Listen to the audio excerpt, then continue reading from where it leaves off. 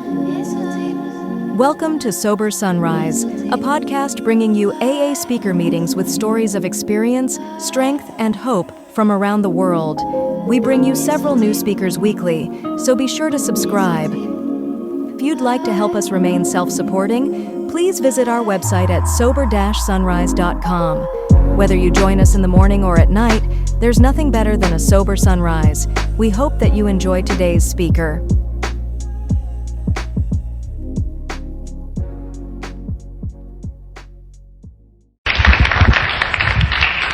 Good afternoon. My name is Scott, and I'm an alcoholic. Is this thing working? No. Okay. Uh-oh. I can't do that. Pull it up. Did I do it? Okay, did we do it that time? Okay. Brace yourselves. Here it comes. I know that your local custom to give your sobriety date. Mine's June the 28th, 1984. Close. And my home group is the Backroom Group in Nashville, Tennessee. And they're a great bunch of people. I have a very important announcement, and that's that we need to sell some more barbecue tickets. If you don't have one, John's got them there in the back. We're going to take a break here in about an hour, and I'm sure he'd be more than happy to acquaint you closely with one at that time. I'd like to open the meeting, as I usually do, by quoting Lois Wilson, co-founder of Al-Anon, Bill's wife, who was asked one time, what did she do in the moment of silence before the meeting? And she said, I invite God to the meeting. That was powerful for me. And I started doing that, and meetings got better everywhere. And so what I'm going to do here in a few minutes is I'm going to ask for another moment of silence and do something I've already done, and that's invite God to join us and fill this room with love, and to bless me with an open heart that He might share through it, or at the worst case that I might share through it.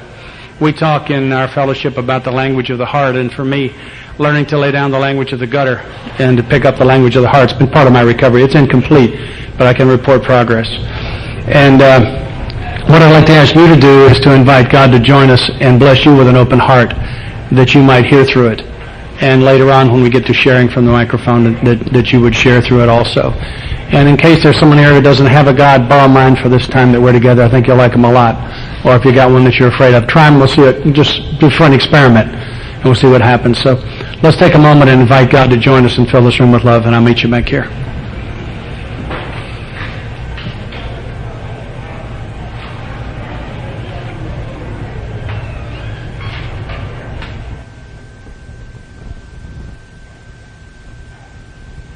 Amen. And thank you. Thank you very much. Anybody here sober less than 60 days? Come on. Great.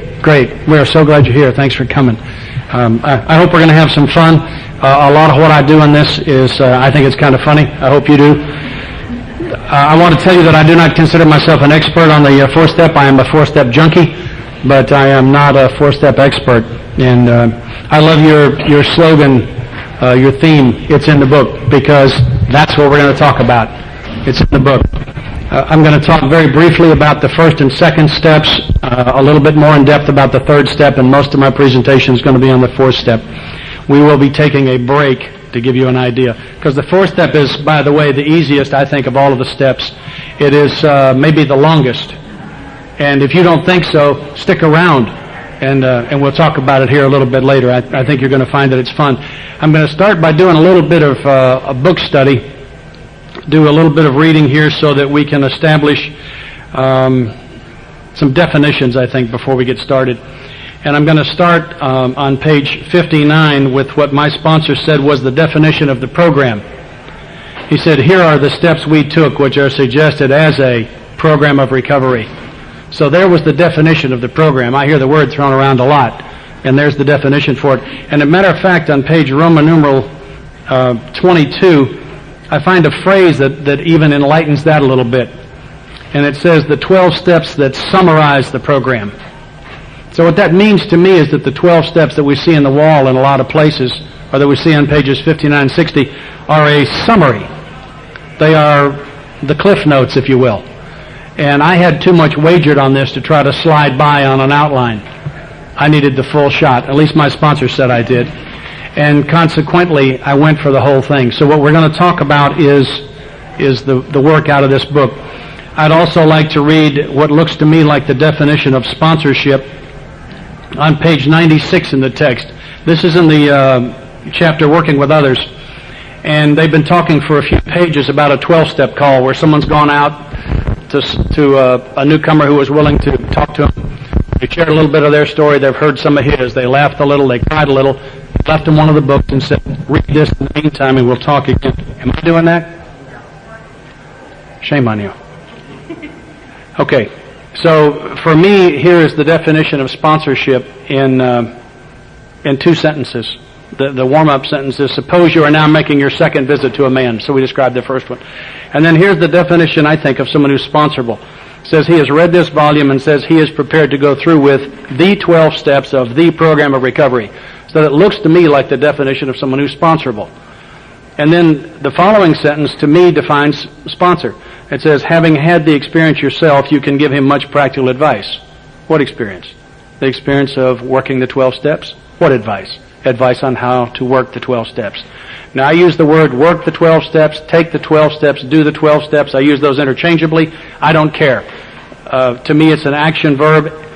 It doesn't have to do with what goes on in the mind, and I'd like to quote page 20, and then I'm going to get into the work here. This is from page 20 of the text. If you are an alcoholic who wants to get over it, you may already be asking, what do I have to do?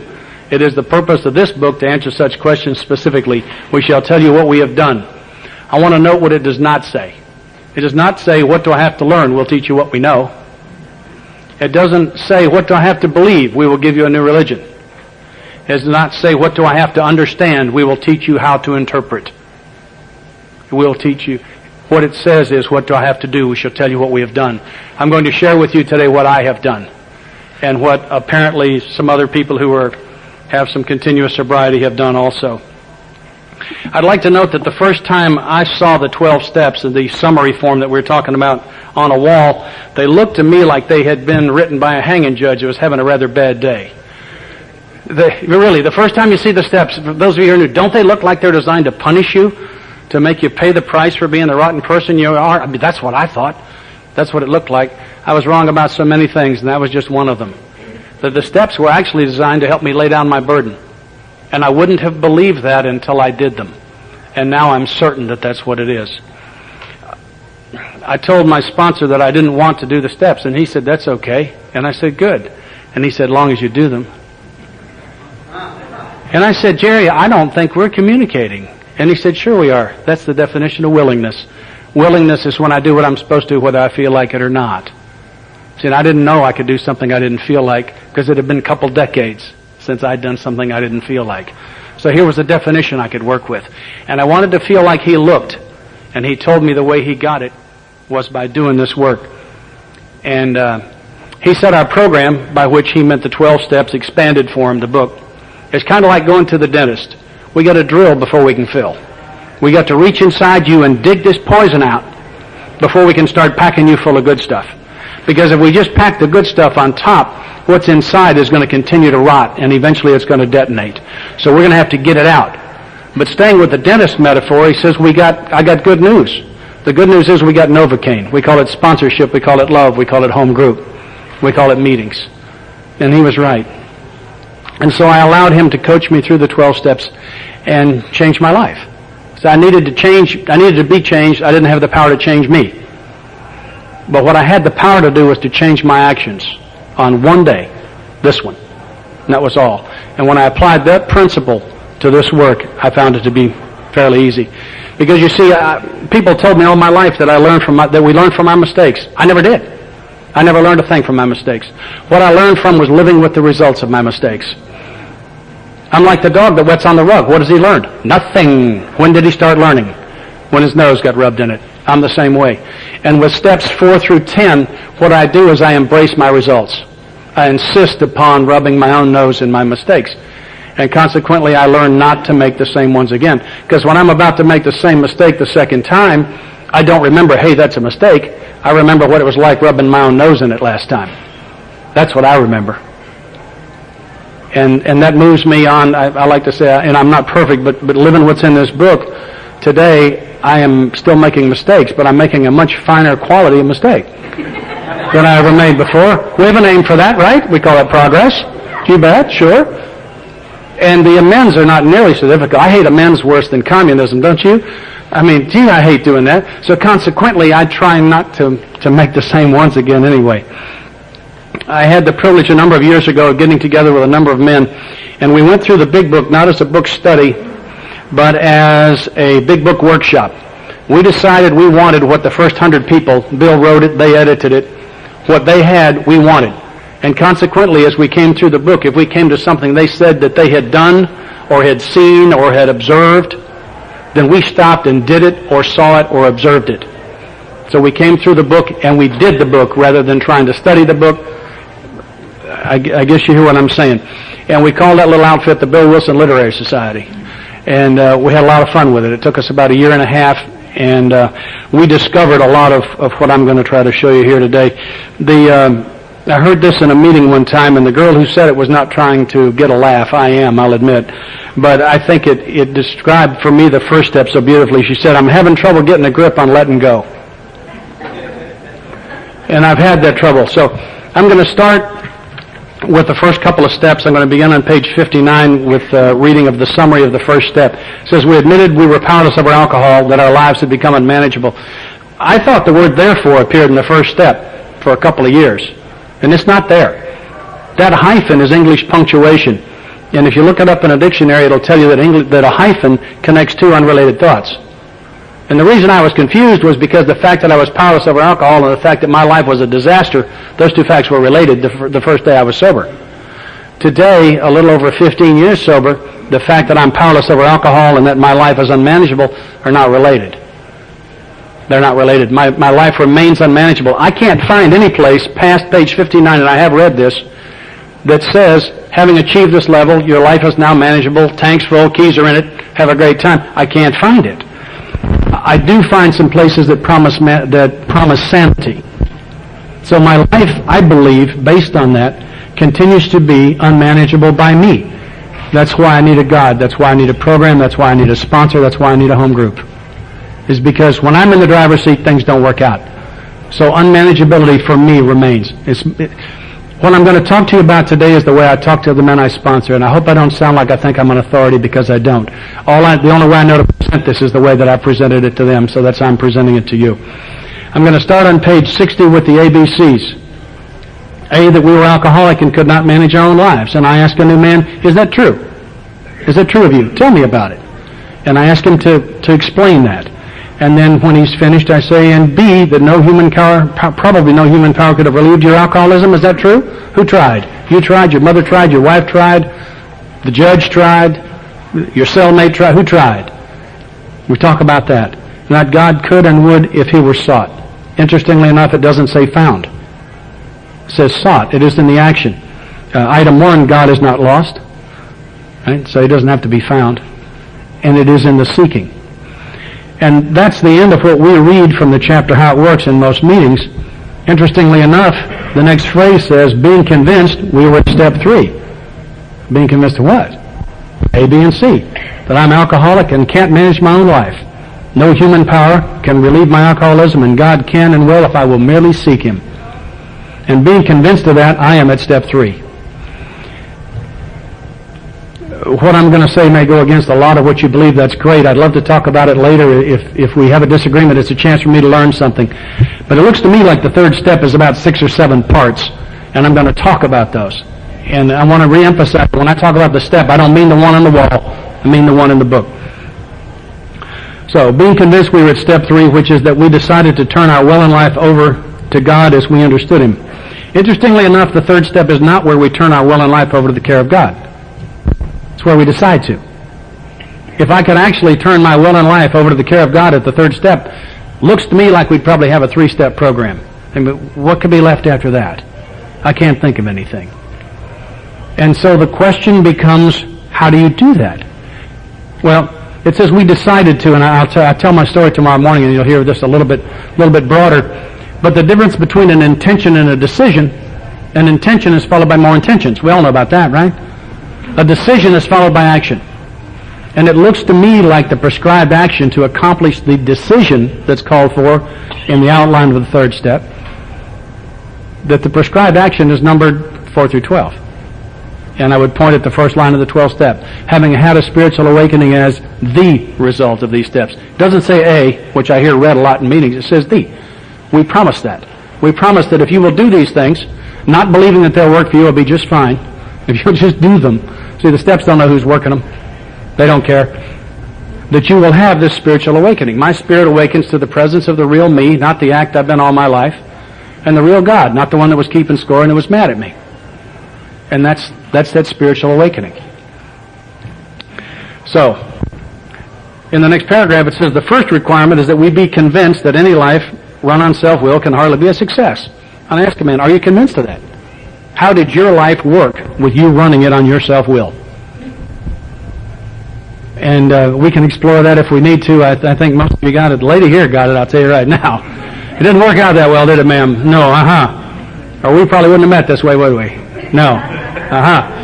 And then there's something else that for me is very powerful in this next sentence. It says, on that basis, that's the basis of self-will running my life, we're almost always in collision, that's a great word, collision, with something or somebody, even though our motives are good. I hear around the fellowship, check your motives.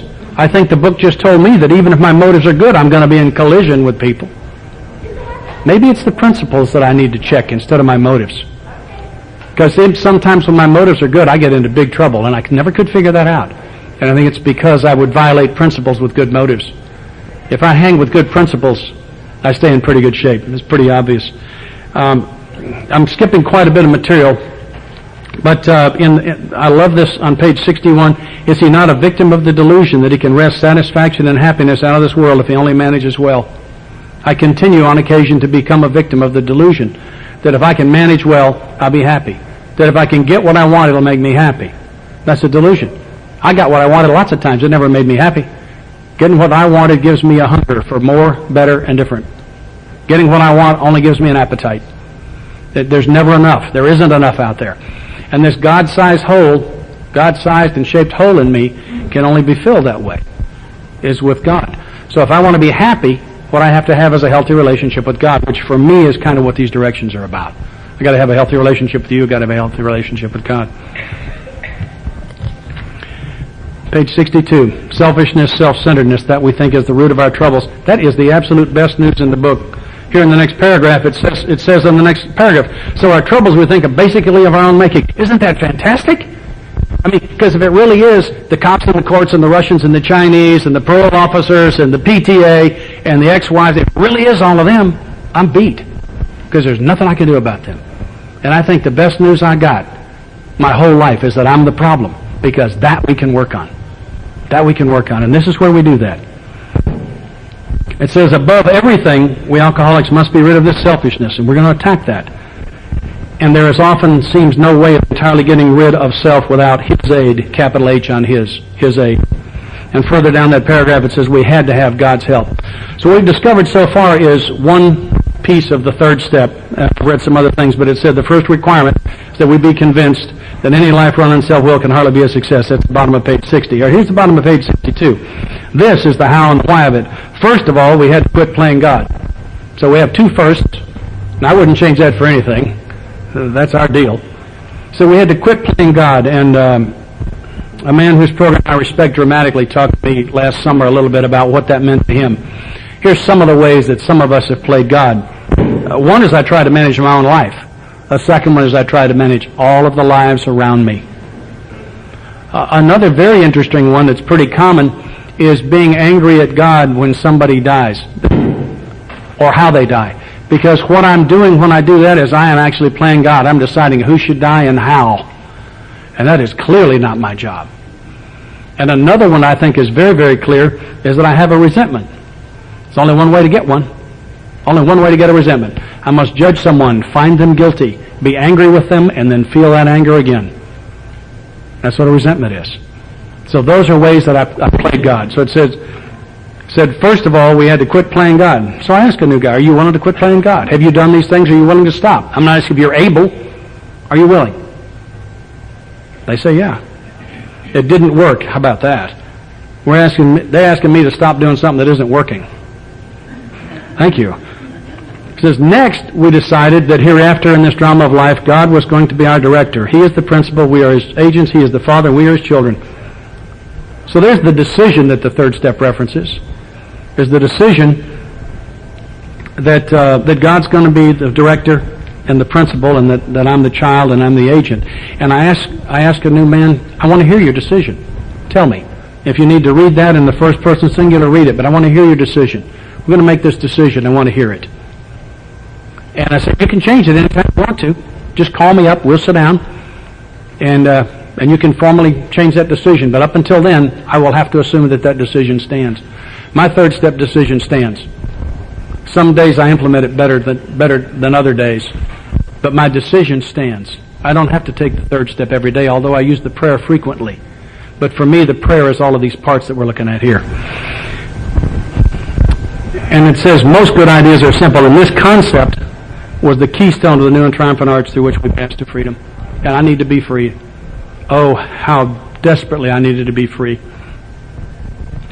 And then the paragraph at the top of page 63, I'm sure most of you are familiar with, are the third step promises. And I don't believe I'm going to read those right now. And then it says, we were now at step 3. And it gives a prayer. And it says, God, I offer myself to Thee to build with me and do with me as Thou wilt. Relieve me of the bondage of self that I may better do Thy will. Take away my difficulties that victory over them may bear witness to those I would help of Thy power, Thy love, and Thy way of life. May I do Thy will always. There's no amen. And I asked the man to read that silently. Because the next sentence says, we thought well before taking this step, making sure we were ready, that we could at last abandon ourselves utterly to Him. And I recommend that if you have not done this, that you think well, because I'm going to tell you something. You do this, your life is going to change. I promise it. And some of the things that you would dearly love to have and keep are going away. And some of what you wouldn't like to have is going to show up. I mean, if you ask me what I want, if I were to really tell you the truth, you know what I want? I want to take the rest of my life off with pay. Right? I don't want any more lessons. I don't want to be changed anymore. I want it all. I want you guys to all please shape up, and then I'll be just fine. That's what I want. Yeah. Caught another one. Guilty. And I think it's important to think well, because this is important stuff. This is, to me, an invitation. In some measure, I believe I'm about to say, not fully, but that my God's a gentleman. Doesn't go where He's not invited, doesn't stay where He's not made welcome. And this is a formal invitation of God into your life to build with and do with as He will. And sometimes before we can build on a foundation, we've got to tear down a structure that's already not working. And I've seen that a lot. Don't take this lightly. This is not light duty stuff. Not at all. And when someone says they are ready, we kneel down and I ask them to say the prayer. And I usually cry. I'm a crier. And frequently they do. And it says at the bottom of the next paragraph, this was only a beginning, though if honestly and humbly made, an effect, sometimes a very great one, was felt at once. And I have seen that. I've seen huge experiences happen at the third step prayer. I've seen others where it didn't seem like much happened. And that doesn't matter. That doesn't matter. What matters is action. So I hear raging around our fellowship the question of, well, when should I take a fourth step? And some people say, don't take a fourth step too soon, you may drink. In 15 years, I have not yet seen anyone take a fourth step too soon and drink. I have seen several barge loads wait too late. I have yet to see anyone take it too soon. Because the steps are designed to give me relief. And the relief begins at the fourth step. And that's what we're going to discover, is what kind of relief it is and how it comes. The book is not, now, please, I hope you think this is funny, I do. The book is not specific about when to take a fourth step. Some people say take one step a year. I think that's insane. Some people say don't make any major decisions your first year. We have just asked you to decide to turn your will and life over to the care of God. Does that sound like a major decision to anyone here? Maybe we need to be careful with these little things, little pearls that aren't in the book. I don't know. It's just a thought. So the question, I usually have my guy I'm sponsoring read, little truth there. And I say, the book actually makes 2 time references about when to do a fourth step. And then there are two different time references. And I figure when it gives that kind of leeway, we could use either of those two or anything in between. Certainly seems fair to me. Doesn't it seem fair to you? And I said, well, yeah, that's fair. I said, well, you go ahead and read, and I'll interrupt. And they read next. I say, whoa, there's one. So the first sentence, the first word in the next paragraph says, next, we launched out on a course of vigorous action, the first step of which is a personal house cleaning, which many of us had never attempted. Now, our decision, right, we talked about the decision, was a vital comes from the Latin word meaning life. That means your life is wagered on it. It was a vital and crucial step that could have little permanent effect unless at once, there's a time reference. So, after you've done your third step prayer, you have leeway. You can start your fourth step either next or at once or anywhere in between if I sponsor you. Okay? It gives leeway, we take it. All right? Does that seem fair? Mm-hmm. And then I think it's really interesting. It says, though our decision was a vital and crucial step, it could have little permanent effect unless at once followed by a strenuous effort to face and to be rid of the things in ourselves which had been blocking us. Interestingly enough, in the fourth step, we are going to be rid. And I would tell you that it is my sincere belief that writing it down will not get rid of it. And that the fourth step is not about writing. And I think that's what we're going to find in here. That there is writing involved, but it has, for me, and the men that I have had the experience of working with, very little therapeutic effect. But interesting that we're going to face and be rid. That's so important, they're going to say it again in the next paragraph. The things in ourselves which have been blocking us. Good news again. It's the things in me that are blocking me. And that we can work on. Therefore, we started upon a personal inventory. This was step 4. A business which takes no regular inventory usually goes broke. Taking a commercial inventory is a fact-finding and a fact-facing process. It is an effort to discover the truth about the stock in trade. One object is to disclose damaged or unsaleable goods. To get rid, it says again, to get rid of them promptly and without regret.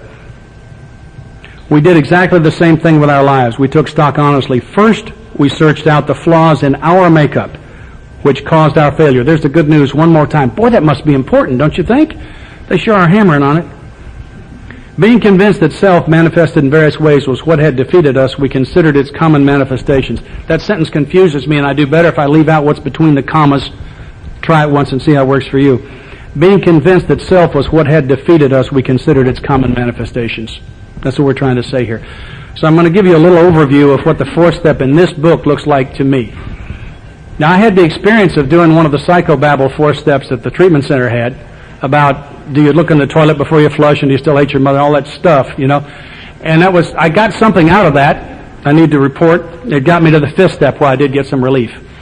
But I recommend this 4th step. I mean, the actual, real life, sure enough, one-of-a-kind, only 4th step on the planet, the real one here, that we're going to explore. What I've discovered it to be is a series of lists, observations, and prayers that cover 3 separate parts of self, which is what we've been talking about, is the flaws in our makeup.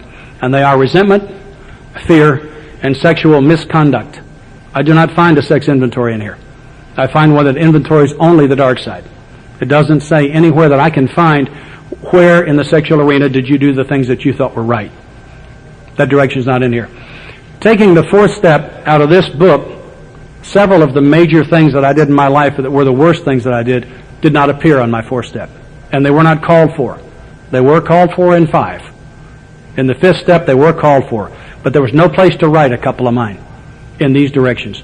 So it's going to be a series of lists, observations, and prayers about resentment, fear, and sexual misconduct.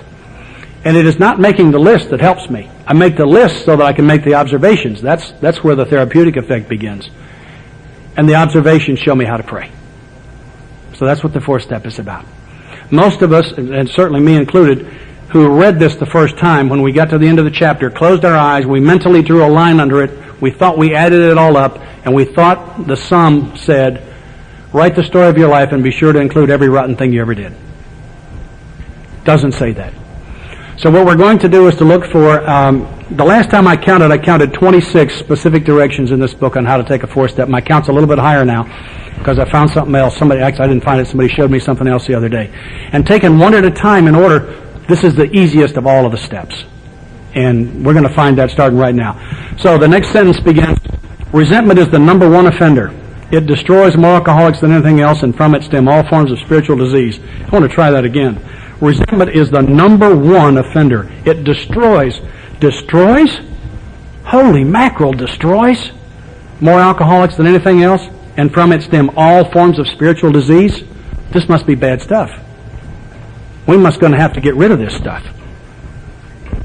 For we have been not only mentally and physically ill, we have been spiritually sick. When the spiritual malady, which is another word for sickness, is overcome, we straighten out mentally and physically. The word resentment comes from the Latin. The Latin prefix re means again, like reload. And sentir is a verb which means to feel. So it means literally to feel again. And in English it means to feel anger again. It's that sickness that lives inside when I don't let go of something.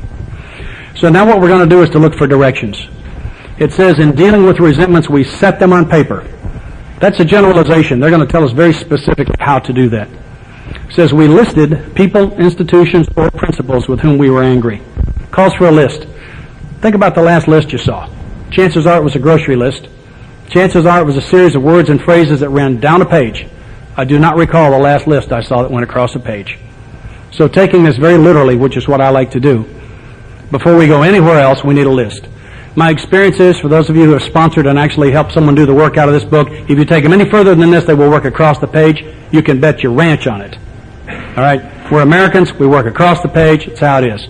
So if you want them to work down the page like the book says, then you need to stop right here. And what I suggest, now, and I, again, tongue-in-cheek, I like to say at this point now, you're probably wondering, since we're going to stop right here, what color of paper to write this on, what color ink. Was anyone wondering that? No? The book is not specific about that either. Over here on page 67, it says we placed them before us in black and white. Not specific. Doesn't say black ink, white paper. Could easily be black paper, white ink. And if that's what you need to do, please do. I sponsor a guy who had to do that. He refused to believe this was going to work for him, and every time we worked together, he said, I don't believe this is going to work for me. And I said, that's just fine. Let me ask you one question. Do you believe that I believe it'll work for you? He said, no doubt about it. I said, well, that's good enough. We're going to do it my way. He said, okay. Can you believe that kind of illogic? Well, of course, there's a new, Anyway, so he went down to the art supply store, and he got himself about an inch of black paper and a 3-hole punch and 2 pens that wrote in white ink. And he took it in black and white. All right? And if you need to do that, please do. Please do it. For me, the easy way is with a spiral notebook that has white paper in it and a pen that writes black ink. And that's the way I do mine. And I've got one at home, an old one at home, where I unintentionally picked up a blue writing pen one time, and I wrote less than 1 letter. It scared me so bad. Because that's what the book was, because I want what they had. And I don't need to be making judgments as to what's important here and what's not, or what applies to me and what doesn't. My sponsor wanted me to be thorough. And so anyway, so what we need here is now we need a list. And I suggest a spiral notebook. And if you will imagine for a moment that I'm holding one up here. On the inside cover of the spiral notebook, you've got a single page on your right, and you've got just the inside cover on your left. And I recommend that you write something subtle on that inside page, like, this is my 4th step, please respect it. If I find you with it, I will kill you and hide your body. Something like that. That's what I recommend. And then when you turn the page, those 2 facing pages you're looking at are 1 page. Because we're going to do a 4-column inventory. And so it would look like this. This is the spiral down the middle. And you write a 1 up here. That's going to be the first column. 2, 3, and 4. And you start writing names. Now, the question is how much and how often and all that kind of thing. I want to talk a lot about that because I think it's important. There are 168 hours in a week. If you're working 40 hours a week and it takes you a half hour to drive to work, that's 45 hours, including the drive to work. If you sleep 8 hours a night, that's 54. If you go to 7 meetings and you go a little early and stay a little late, or if you have a long drive, that's 15 more hours. If breakfast takes you 15 minutes and lunch takes an hour and dinner takes 45 minutes, that's another 14 hours. If you talk to your sponsor 4 hours a week on the phone, that's reasonable. If it takes you 2 hours to cut the grass, if you have a little league team and you're fortunate enough to have a family and you have to do some family stuff around the house, like maybe your share of the laundry, or do the dishes, or maybe take your wife out on a date, that's probably going to get about another 12. If you help with the grocery shopping, then you have to buy some clothes and do some other errands. That's another 2. If you're doing prayer and meditation and you're serious about it, it's probably costing you about an hour a day. That's 7 more. If you're reading the big book, the 12 and 12, a little bit, the newspaper, maybe you're reading a book for fun, that's probably another 5. If you do a little recreation, maybe swim a little bit, fish, play around to golf, that's another 4. That's 164 hours gone out of your 168-hour week. And I don't think these steps are designed to pound me into the pavement. They're not designed to take away from any other section of my life. Now, if you have a different lifestyle, maybe you're working a 40-hour job and you got another 15-hour part-timer. Or maybe you're wealthy and you don't work at all. So I vary these things a little bit. I pray about it and I trust what I get. I trust my God, and I've learned the information in the 11th step talks about this intuitively know thing, and I just trust it. But typically I ask a newcomer for 3 30-minute sessions a week. Because if you give yourself the task of completing a 4-step, you must hate yourself until it's done. This makes it so difficult. You absolutely got to hate yourself till it's over. If, however, I can get a newcomer to agree that I'm an expert on the 4-step, which I've already told you I'm not, but compared to him I am, and that he's not, and that if I say 3 30-minute periods a week is enough, it is, then he can feel good about himself while he's in the process.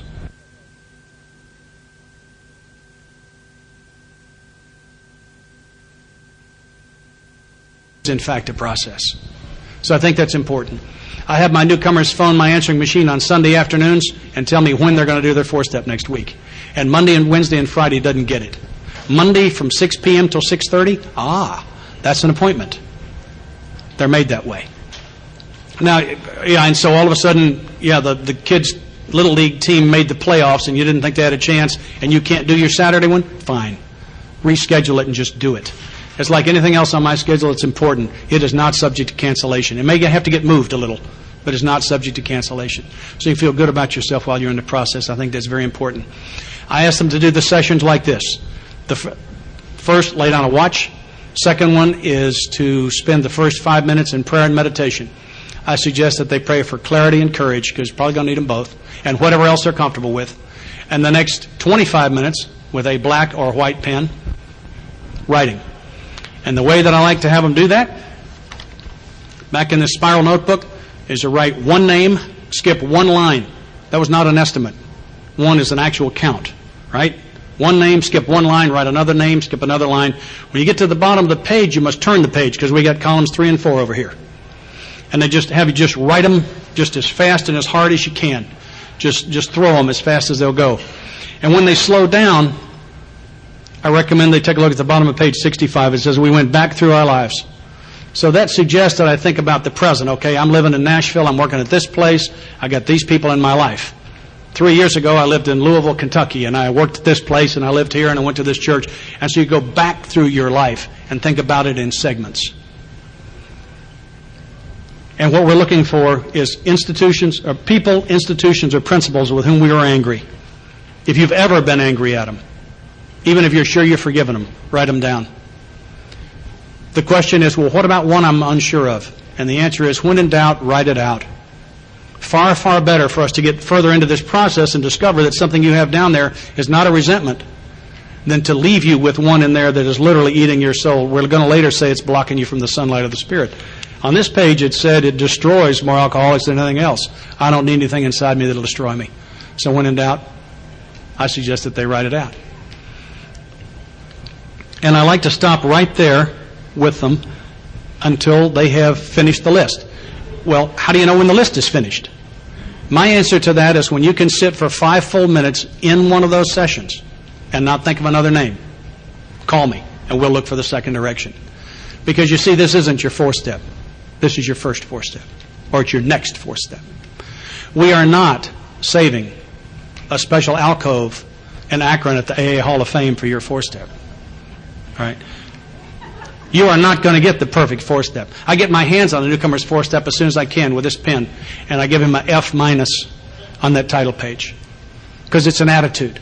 And the attitude, it's okay not to do it perfect. See, if you got to do it perfect, you can't do it at all. That's my situation. So it's okay not to do it perfectly, because we're going to have to do it again. I got to do it again. I'm late now. I have to keep doing it. Now, I know people who believe you do the first 9 steps once and stay sober on 10, 11, 12. Great. That's fine with me. Whatever they want to do is okay with me. But my own experiences on my 8th four-step, I discovered resentments that were 25 years old that I was unable to see until then, because I'm the onion being peeled. So I have to keep going back through the work. What anybody else does is really quite okay with me. The other thing that I like to say in regards to this perfectionism thing is I like to tell the newcomer that my home group does not give a trophy every year for the best four-step. Right? We don't. And this is the trophy that we don't give. Okay? This is the trophy that you are not going to get. Okay? If you're too far back, you can't read it. It says four-step trophy, never awarded. Right? So you are not going to get the four-step trophy. We're not going to do this thing perfectly. That's not our goal. Our goal is to do 3 30-minute periods a week. Most of you know how to eat the elephant. You know how to eat an elephant? One bite at a time, baby. One bite at a time. One of these days, that thing is gone. One of these days, it's gone. It's amazing. So when they call me and they say, okay, I got my list. They say, now I want to organize it. I say, no. We are pressing on. We're not going to make this thing. Because you know what's happening? They see 9 coming. And that's scary. That is really scary. My experience has been, Linda and I have talked about this quite a bit. My experience has been that people who have trouble doing steps 4 through 9, their God's too small. If I find somebody locking up his brakes on me anywhere in that process, I want to sit down and talk about his God. Because the chances are somebody's got one that's still angry, or that has kept score, or has already damned them, literally. And those are the kinds of things that need to be worked on.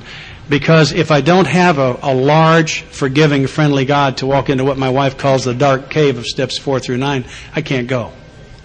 I just can't go. So I think it's important to explore that.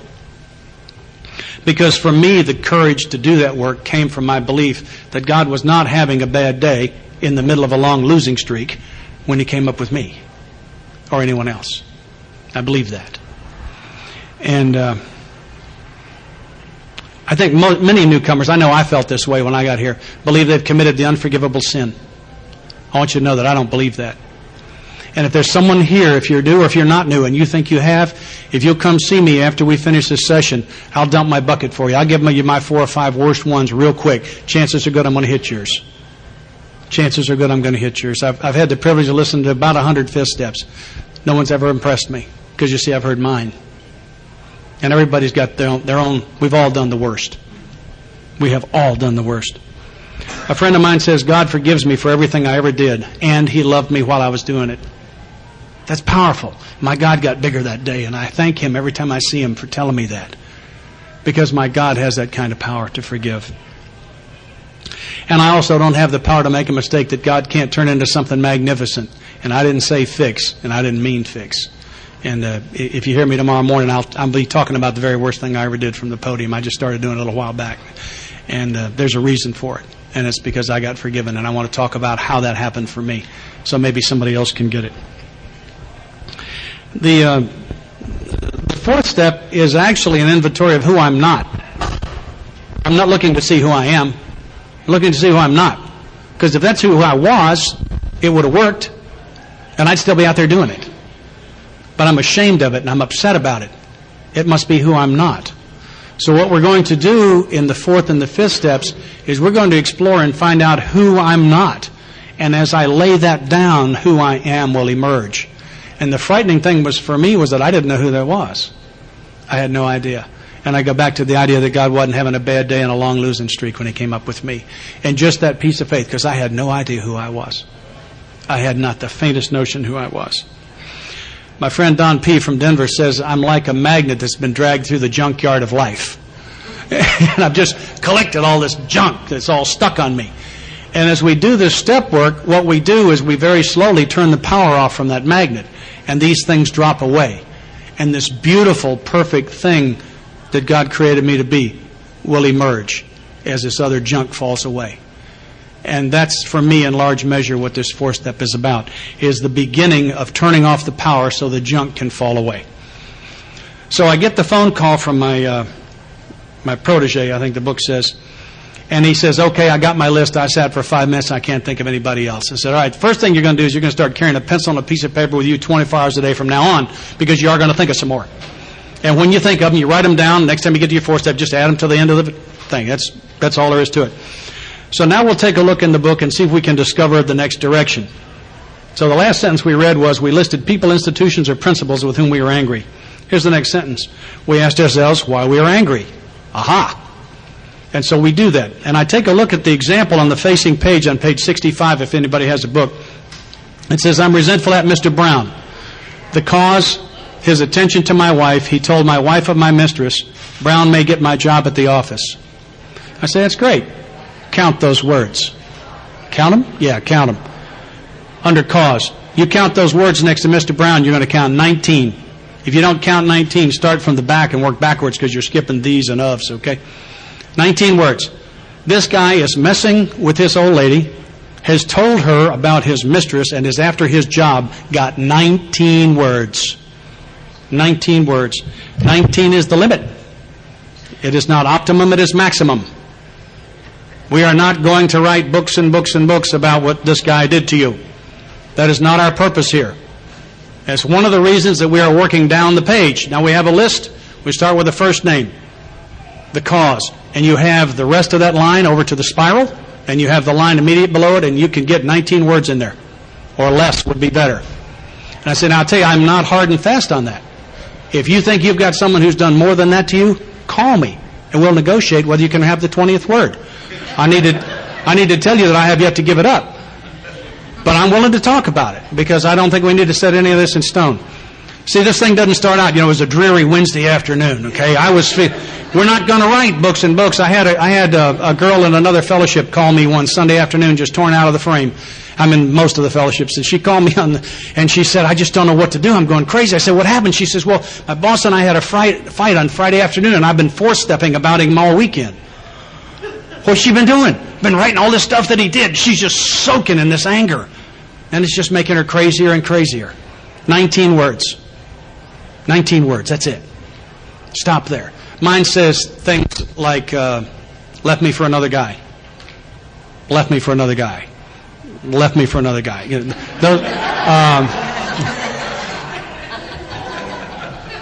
Next, a high school football coach didn't play me as much as I deserved. They say, screwed me in a business deal. It's brief, right? We're going to work down the page again. Down the page. It's simple. 19 words. When they've got that completed, and we're still doing 3 30-minute periods a week until further notice. And say, we do vary that. I'm willing to negotiate it. The next sentence says, in most cases, we found it was our self-esteem, our pocketbooks, our ambitions, our personal relationships, including sex, were hurt or threatened. So we were sore. We were burned up. Now here's the direction. On our grudge list, we set opposite each name our injury. Was it our self-esteem, our security, our ambitions, our personal or sex relations which had been interfered with? That is a multiple choice test. 5 possible answers. And just because when you look at one, just because you say, okay, yeah, that's self-esteem, you don't skip to the next one. Some of them are going to get all 5. Some will get 2 or 3, and some you will not be able to figure out. That's why you have a sponsor. Call your sponsor and ask them why. If this is your first one, I'll give you a clue. It's self-esteem. All right? Trust me. It is. And then we complete that. It doesn't take that long. So that's the third column. Now we're on the other side of the spiral now. And now to the bottom of the page. This is page 65. It says, we went back through our lives. Nothing counted but thoroughness and honesty. When we were finished, we considered it carefully. That's a general description. They're going to tell us very specifically how to consider it. It says, the first thing apparent was that this world and its people were often quite wrong. I asked him to stop right there. Is that apparent? It's a fair question. It said it was apparent to the people that wrote this book. Is it apparent to you? We always get a yes on that one. Yeah. We're going to refer to that a whole lot later. Much further down the page. I'm going to read some other things first. To conclude that others were wrong was as far as most of us ever got. That true for you? Was for me. I'm skipping a little bit. It is plain that a life which includes deep resentment leads only to futility and unhappiness. That was plain to them. Is it plain to you? I asked that for a question. To me, that's a direction, and one of the most important ones. I'm a salesman by trade, and one of the things I learned early was that you establish value before you name price. Because we are coming to a place where you're going to ask you for something you are not going to want to do. I promise it. If you have not done this work, you are not going to like some of what we're coming to. But it'll work for you, and it'll clean you out. So we're establishing the value. I think it's important. Do you believe? Is it plain that a life which includes deep resentment leads only to futility and unhappiness? That was my experience with it. To the precise extent that we permit these, do we squander the hours that might have been worthwhile? Did you ever sit and just hate them? Did it ever cost you any sleep? You should have been working. You could have filed your nails. There was something you could have done besides sitting there and figuring out how to get sugar into his gas tank. Huh? There was something. But with the alcoholic whose hope is the maintenance and growth of a spiritual experience, this business of resentment is infinitely grave. I think there's some power in there. Tell me what my hope is. It says the maintenance and growth of a spiritual experience. That means I've got to maintain what I have. It means I can't lose any. And it also means that that's not enough. Maintenance and growth. That means my 1998 program probably won't keep me sober in 99. I must continue to grow. That's what they're telling me. It says this business of resentment is infinitely grave. Infinitely grave? My goodness gracious, those powerful words. They're talking about destroyed on the page before. It says we found that it is fatal. I want to tell you my experience with that. I went to my sponsor a number of years later and I said, what was the difference between me and Bill? And I gave his last name. And he said, what do you mean, what was the difference? And I said, well, he and I were within a few weeks of the same sobriety date. We went to meetings at the very same place. I saw him 5-6 times a week in a meeting. We had the same home group. We both had you for a sponsor. And with a 2-year chip in his pocket, Bill drove home from a meeting one night and hit the garage door opener and pulled his car into the garage and hit the opener again and left it running and died. And he did not drink. What was the difference? And Jerry said, I could not get him to do a 4-step. I could absolutely not move him off the dime. He would not do a 4-step. And he died of resentment. He was so angry. And I thought about it, and every time I had seen Bill for the last 2 years, he couldn't wait to run up to tell you what some SOB had just done to him. And it killed him literally dead. I stand by the big book of Alcoholics Anonymous. We have found that it is fatal. I have had that experience. I have seen it kill a man. It's that critical. It is that serious. It says here, for when harboring such feelings, we shut ourselves off from the sunlight of the Spirit. Harboring is kind of an interesting word. It doesn't say having.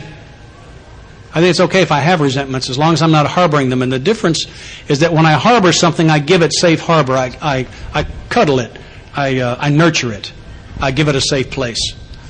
So when I'm following these directions to get rid of a resentment, see, I don't have the power to get rid of one. I don't do results. It's not my job. God does results. I do means. When I'm following these means, I'm perfectly safe with a resentment. I don't know if that makes any sense to you. It does to me. It says the insanity of alcohol returns and we drink again, and with us to drink is to die. Because if I've got something eating my soul, I have got to do one of two things. I've either got to drink or I've got to get it out of there. And we're coming to the directions on how to get it out of here. It says if we were to live, we had to be free of anger. The grouch and the brainstorm were not for us. Interesting, the word brainstorm. Many of you have done what we call brainstorming, where you sit around in a room and you spit out ideas. It's a whole lot of fun. The concept of brainstorming came out of the Walt Disney Organization at about the time this book was written. That's how they came up with Mickey Mouse cartoons. And if you can find an old dictionary, and if you look up brainstorm, what you're going to find that it says, whoops, because I want to quote it right because I looked one up. Brainstorm, violent, transient fit of insanity. We know that as rage.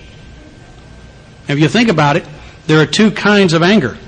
There's the grouch, or the slow burn, and the brainstorm, or the detonation, rage. If you hold that in your mind and read this again, it makes a whole lot of sense. If we were to live, we had to be free of anger. The grouch and the brainstorm were not for us. I can't afford the price of either kind. It doesn't mean I don't get them. It means when I get them, I got to get them out of there as fast as possible. I'm not perfect. We turned back to the list where it held the key to the future. Now that's a general direction. It's going to tell us very specifically what to do with it. It says we were prepared to look at it from an entirely different angle. Different from what? Different from the very first one that we looked at, which was the bottom of page 65. The first thing apparent was that this world and its people were often quite wrong. When I saw that, I assumed that what we're going to do was look at where I was wrong. And that's not it. Interestingly enough, also, it says we were prepared to look at it from an entirely different angle. It doesn't say how they prepared. So if I'm sponsoring you, I tell you, I don't care how you prepare, but I want to know that you prepared when you get to this direction. You may want to shake your hands out a little bit, maybe go wash your face, walk around your chair a couple of times, say, I'm preparing. They didn't tell us how to prepare. They said they prepared. You're preparing, right? We're going to take it that literally. And I am now prepared to look at it from an entirely different angle. Fine, have a seat, and let's look for the next direction. Okay? There's no reason this shouldn't be fun. Right? Ask this lady right here. Look at this. Is she having a good time? Does she? That's my kind of girl. I love that. I married one of those. That's great. It says, we began to see that the world and its people really dominated us. One at a time. I don't care if you've got 400 resentments on that list. One at a time. Let's go back and take a look at how this dominated you. Did it dominate your thinking? Did it pull you into depression? Did it dominate your time and you sat and plotted their demise and hated them? Did you do things in your life to stay away from them? Or did you do things so you could be close to them so you could hate them more? I used to sponsor a guy, we call him Big Ken. And Big Ken's gone to the big meeting, and I'm sure he'd be okay with him if I told you this. But Big Ken said when he got sober, he hated everybody. And he wished there were more of them.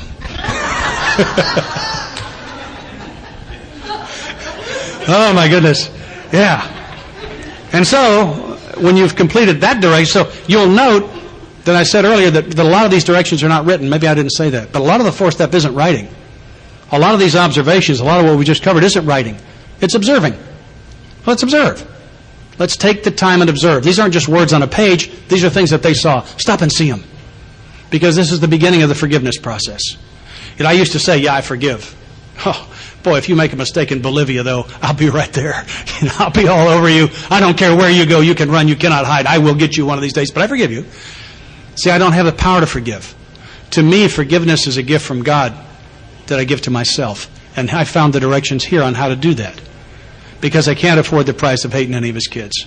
Because that blocks me from you. It blocks me from him. And I can't very well practice the presence of God when I'm in a rage. I can't do it. So it says, in that state, the wrongdoing of others, fancied or real, some of these resentments actually just happened inside my head. Had the power to actually kill. We covered that. How could we escape? We saw that these resentments must be mastered, but how? Do you see that these resentments must be mastered? Tell me about it. Let's take a look at these observations that they make. We could not wish them away any more than alcohol. This was our course. Maybe the most important direction in the book to me. I've seen more lives change right here, I think, than everywhere else. It says we realized that the people who wronged us were perhaps spiritually sick. My friend Don defines spiritually sick as shut off from God, or cut off from God. I don't know which one he says. And the book has already said that these resentments shut me off from the sunlight of the Spirit. And I like to tell a new guy as he's sitting there smarting from whatever this is people have done to him, I want you to stop for a minute right now and think about the 2 or 3 very worst things you ever did. Think about them. You had to have been spiritually sick to have done that. You absolutely had to have been spiritually sick to have done that. If you were walking in the presence of the Almighty, could you have possibly done that? No way. No chance. These people, too, were spiritually sick when they did those things. And that, to me, is the beginning of the forgiveness. And it's huge, because I have to have that in place. I've absolutely got to. The price is just too high if I don't. And I want them to go back one at a time through that list and grant these people spiritual sickness rather than what I call SOBism. One at a time. Ask God to help you. Take your time. Go through the list. It's important to see these things. And I usually stop right there, by the way. I stop at the first direction. I stop at the second one. And then I give the rest of what you just heard as a block. And then we pick it up again at the top of the next page. Though we did not like their symptoms and the way these disturbed us, they like ourselves are sick too. There's a tough sentence, huh? Let's make that into little pieces and see what it says. Though we did not like their symptoms. Well, the symptom is what they did to us that left us with a resentment. And the way these disturbed us, well, my resentment is what my disturbance is. They like ourselves were sick too. That must be important. We've said it 2 sentences in a row. I have got to grant these people spiritual sickness. If they were walking in the Master's presence, they couldn't have done it. They have got to be spiritually sick. We ask God to help us show them the same tolerance, pity, and patience we would cheerfully grant a sick friend. We ask God? That sounds like a prayer. I believe it is. And so we have a series of lists and observations. And now here's a prayer. When a person offended, we said to ourselves, which is a silent prayer, "This is a sick man. How can I be helpful to him? God, save me from being angry. Thy will be done." There's another prayer. Lists, observations, and prayers. I think we're going to stop right here. We've got about an hour left. I would like to ask that we take about a 10-minute break. And those of you who can tough it out, come on back. We will start again. I've got 5:10. We'll start at 5:20 on my watch on the hack. And thanks for listening so far. We'll take a break right here. On page 552 and what else I just described. Talk a little bit about this. A girl that comes to my home group that says life is tough. First you get the test, then you get the lesson. Then, if you don't get the lesson, you get the test again. And I think that might be right. And so, at least in part, this fourth step is about laying that down. And I heard in a meeting in Atlanta when I was sober about 5 years, a guy defined freedom, and I think he got it. He said, freedom is when I accept full responsibility for all of my own actions. Up until that point, I may have been at large, but I'm not free, because freedom includes responsibility. So steps 4 through 9 have to do with responsibility. They have to do with acting like an adult. A friend of mine says whenever she's confused and doesn't really know what her next move should be, she stops and asks herself this question: what would an adult do in a situation like this? And I find that helpful for whatever it's worth. My experience with removing my own defects of character, see, I have no power over them. I was at a trade show in Chicago sober a couple of years, and I was selling hardware and plumbing and electrical kinds of stuff. And I was at a big trade show in McCormick, and I was removing my own defects of character. I don't know if anybody else in here has had that experience, but you can get a brain hernia doing that. And I was working on what I think of as character defect number 1. I call it CD1. You know which one it is, right? Yeah, lust is, yeah, that's it. And so I'm walking down the aisle, and I'm not even going to see these ladies, right? Not even going to see them. I'm removing this character defect. And I come by this particular space, and these people make shower heads, and they have invented this new shower head that does this pulsing thing. And they have got a glass shower stall at about waist level. And there's a gorgeous young woman in there wearing about 6 or 8 cents worth of bathing suit. It couldn't have been more than that. Taking a shower, demonstrating this thing. And I'm going to walk by there and not even notice it, right? I almost hurt myself trying to stop those thoughts. And I left there and I went to a meeting, and I walked out of that meeting still crazy. And I said to a woman standing on the street right after the meeting, I said, "Where's the next meeting?" She said, "There's a men's meeting around the corner and you better go." So I guess it was visible. So I walked in and I sat down in this men's meeting, and this guy told my story. I was astounded where he had done that. And my sponsor tells me that I have no power over my defects of character. None. And that my defects of character are all self-centered, without exception. Without exception, they're self-centered. And self does not have the power to push self out of the center, and if it did, it would leave a vacuum. And the answer to my defects of character is for me to try to become God-centered. And on the days when I do that, my defects of character just recede. And I guess that the darkness can't exist in the light. And the fourth step for me is the beginning of the shining of the light onto the truth. I said before that I don't have the power to forgive, and I don't believe that I do. But I have the power to receive God's gift of forgiveness. See, when I got here, I was like this. And as I have done this step work and hung out with you people, I have begun to open to receive what's always been here for me as a free and clear gift. And one of those gifts is forgiveness. I have used this program on all of my resentments. I have one, and it's funny, I never think about it. It never crosses my mind. If he walked into the room, I wouldn't think about it. I was in a business deal a number of years ago, and I'm a commission salesman. And the commission on my side was going to be $50,000 a year. That's a lot of money to me. And that's been 16 years ago. So I'm about $800,000 in the hole on this one right now.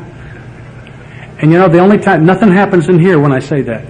Nothing goes off inside. I don't have any feelings about that anymore. I hope that guy does great. I wish him the best. I think he's doing the best he can do. And I'm doing the best I can do. Because I can't afford the price of hating one of the master's kids. We pray in the prayer that they close most of the meetings with, "Forgive us our trespasses as we forgive those who trespass against us." I'm asking to be graded by my own standards. I have consequently relaxed my standards. pretty clear that I can't afford the price. The price is just too high. And these are the directions for me so that I can receive the forgiveness. And I have someone pray these prayers through their list one at a time.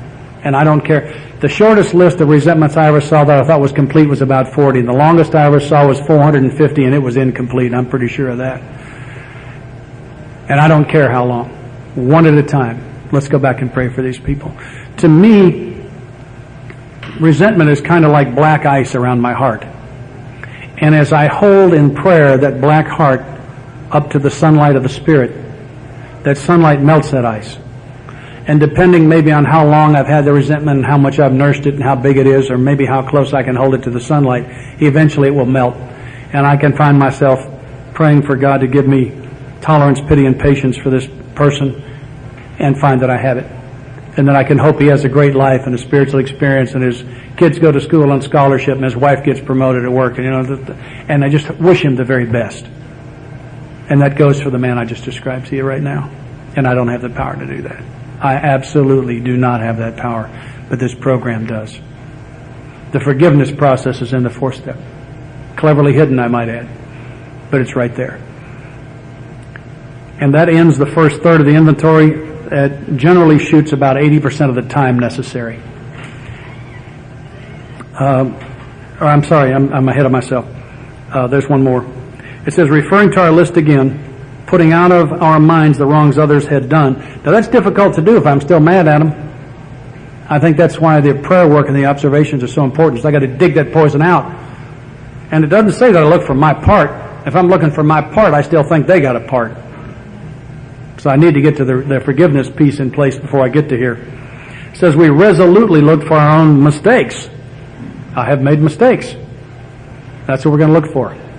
Where had we been? All right, here's your fourth column. Where had we been? Selfish, dishonest, self-seeking, and frightened. I would note that those are all functions of self. They are all parts of self. Though a situation not been entirely our fault, we tried to disregard the other person involved entirely. Where were we to blame? The inventory was ours, not the other man's. So I'm going to do a fourth column and take a look at whether I had been selfish, dishonest, self-seeking, or frightened. And then it calls for another list down here. It says, when we saw our faults, we listed them. I think that's a separate list. Sit down and write down, what were my faults? They're all self-centered. We placed them before us in black and white. We covered that. We admitted our wrongs honestly and were willing to set these matters straight. Interesting how the fourth and eighth steps are so closely related. Much more closely than 4 and 5. Because here I'm willing to sweep up my side of the street, and that's what the eighth step is going to be about. And that's it on resentment. And now we go to the fear portion of the inventory. It says, notice that the word fear is bracketed alongside the difficulties with these folks. This short word somehow touches about every aspect of our lives. And then here's an indictment. It was an evil and corroding thread. The fabric of our existence was shot through with it. It set in motion trains of circumstances which brought us misfortune we felt we didn't deserve. But no, we ourselves set the ball rolling. Sometimes we think fear ought to be classed with stealing. It seems to cause more trouble. Apparently that's going to have to go too. And they're going to tell us how to do that. Astonishingly enough, the directions are right here. It says we reviewed our fears thoroughly. To me, that's not a direction. That's a general description. They're going to tell us very specifically how to do that. It says we put them on paper even though we had no resentment in connection with them. I suggest that if you've got the spiral notebook thing, turn 3 or 4 pages so you have room for some more resentments if you happen to think of some. Dog ear one. And start listing your fears. Start writing them down. And it's everything. And it's fears of fear of failure, fear of success. You may not know you have that. Take a hard look. I was afraid of success. I was afraid I was going to succeed, and I knew it was dumb luck, and they were going to expect me to do it again. I was scared to death of that. I did much better with failure. Fear of snakes? Afraid of death?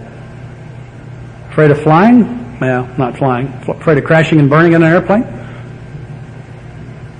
Take an inventory. Take a look. Talk to your sponsor about it. I recommend sponsorship a lot. I'm going to talk about that here in a little while. It says we put them on paper. It doesn't tell us specifically how, and that's the only written instruction that I can find in the fear inventory. So I just say write one down and just keep writing. Just start making a list of your fears. Shouldn't take long. And it says, we put them on paper even though we had no resentment in connection with them. So some of my fears have resentments connected to them and some of them don't. So that's saying all fears, you got one, put it down. And then it says, we asked ourselves why we had them. I am so grateful that they answered that question in the next sentence because I had no idea. I couldn't have answered the question. It said, wasn't it because self-reliance failed us? So let's observe one at a time that I have these fears because I rely upon myself. And it emphasizes that in these next few sentences, all saying the same thing. Self-reliance was good as far as it went, but it didn't go far enough. Some of us once had great self-confidence, but it didn't fully solve the fear problem or any other. When it made us cocky, it was worse. Perhaps there is a better way. We think so, for we are now on a different basis, the basis of trusting and relying upon God. We trust infinite God rather than our finite selves. I want to read from page Roman numeral 16 in the text. This is from the forward to the second edition. It's referring to Bill.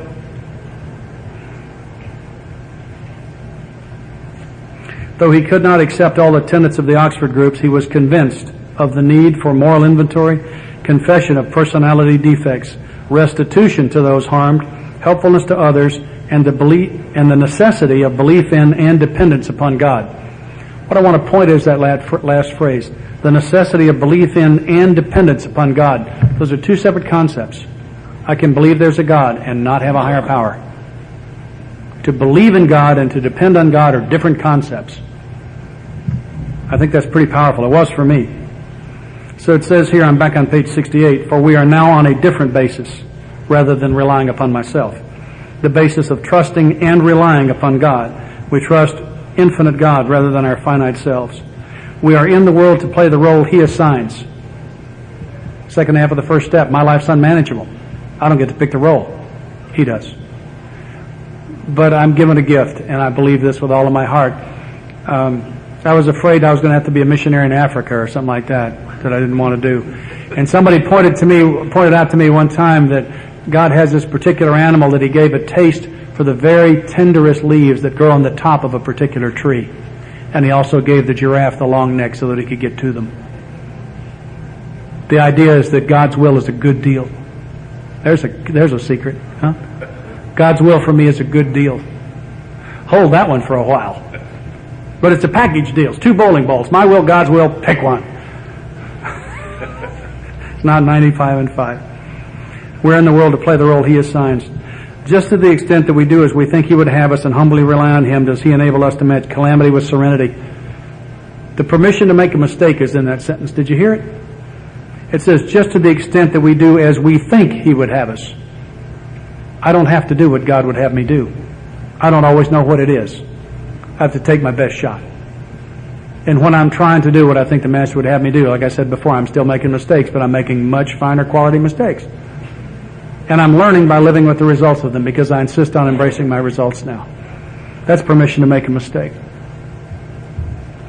We never apologize to anyone for depending on our Creator. We can laugh at those who think spirituality the way of weakness. Paradoxically, it is the way of strength. The verdict of the ages is that faith means courage. All men of faith have courage. They trust their God. We never apologize for God. There's a rather direct piece of information. Instead, we let Him demonstrate through us what He can do. And here's a prayer. We ask Him to remove our fear and direct our attention to what He would have us be. I would like to note it does not say what He would have us do, but what He would have us be. And once we commence to outgrow fear, there's a promise. Kind of interesting. We outgrow fear. Fear must be lack of growth. If I can outgrow it. What kind of growth? Spiritual growth. Growth toward God. Growth toward being the kind of guy He'd have me be. Growth toward dependence on God rather than dependence upon me. Powerful stuff. That's it for the fear inventory. There was a list. There were some observations. There was a prayer. It says now about sex. Many of us needed an overhauling there.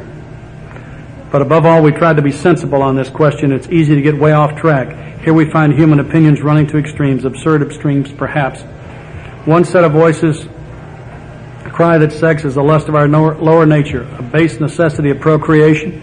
Then we have the voices who cry for sex and more sex, who bewail the institution of marriage, who think that most of the troubles of the race are traceable to sex causes, that think we don't have enough of it or it isn't the right kind. I'm going to skip down. We want to stay out of this controversy. We do not want to be the arbiter of anyone's sex conduct. I don't either. If they didn't want to be, I don't want to be.